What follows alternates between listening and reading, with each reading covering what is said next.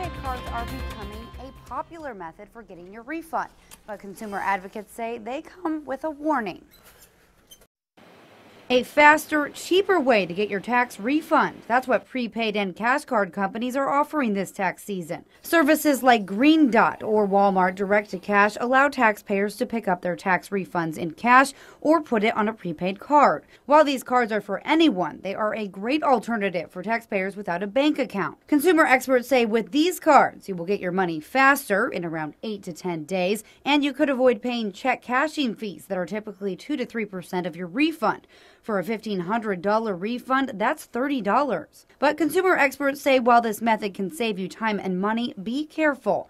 While these cash or prepaid cards have only a small upfront cost or none at all, some have hidden fees that can really add up. So make sure you do your research and read the fine print.